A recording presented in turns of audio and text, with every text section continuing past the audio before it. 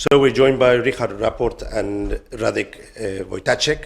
They've just finished their tiebreak, a really exciting tiebreak, if I may say. And Richard, you have qualified to the semi-finals. Give us your take on the two games, your sensations at that moment, and your expectations for the match in the semi-finals. Okay, I was just unexplainably lucky just to get to play today. Yeah, I mean basically. Radek should have probably won the tournament like around to spare or something, and instead he also, like last game, he was winning, and okay, if he wins that game I have nothing to say, but also the game before actually I was losing to opponent at one point. So yeah, altogether I got here somehow, and then today, first game I started with black, which is okay, a bit tricky, in a sense that, you know, okay, if you win with black you have big advantage, but if you lose it can be uncomfortable. And draw is not sure, yeah, for the other player because he loses the white game. So yeah, and then I got kind of unlucky position this time out of the opening, and then yeah, I felt at one point that we were both playing for more than it was in the position. I mean, objectively it should just be equal, I think, after c5. But then also Radek was making very ambitious moves, and I also tried to create something. And then this resulted in a rook endgame, which probably is fine for white, but it just seems extremely uncomfortable because I'm literally not risking anything, and he has to watch out every time for checks. And yeah, at the end, when he was low on time, he just blundered the mate, which obviously was extremely lucky. Radek, this rook ending in the first game, as far as I understand, double rook endings are extremely tricky. Was it difficult to decide between the different defensive setups you had to use, and that's maybe the reason why you couldn't get the draw? Sort of, at first, I probably didn't have to go for this endgame. I should just go DC instead of rook c1. But rook c1, I thought that this is like playing for more, which was probably not necessary at that. And when we got there, probably I should do something like to lose h3 pawn and go for the endgame 1 versus g and f.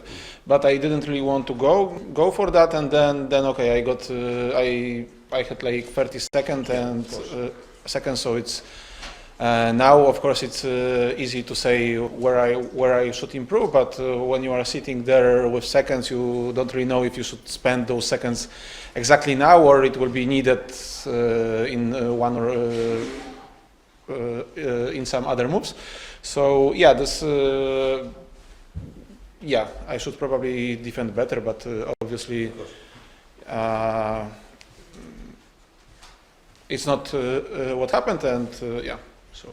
So having lost the first game, obviously you have to try and win with black, a difficult situation against a strong grandmaster. You went for the Sicilian defense, and although it seemed equal, you were trying to make something happen in the bishop ending. Did you see any other option with hindsight? Could you play differently? Was there any other chances? Not really. Actually, what I've played was probably not so smart, because I saw that this line might happen, and also Richard went to his room when we had this small break, so probably I should go for something else, which I did, because it's probably what you might see in this break, and then we very fast went for the endgame, which is obviously just a draw. There are not so many, I mean, ideas to be even played, so probably I should play something more off the book, but I didn't really expect that I will lose the game with white, so I was not really ready for this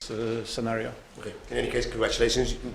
You had excellent tournament, taking into account you came as a last replacement.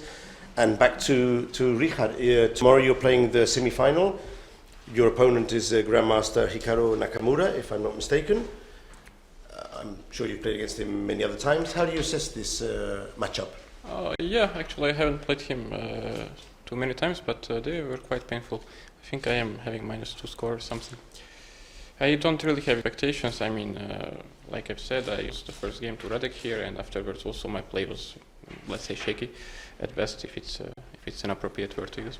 So, and Hikaru was playing very strong and very stable. I mean, yesterday I think he was you know, kind of shaky as well. Let's put it this way, but okay, it happens. And Sipenko was also a very strong opponent.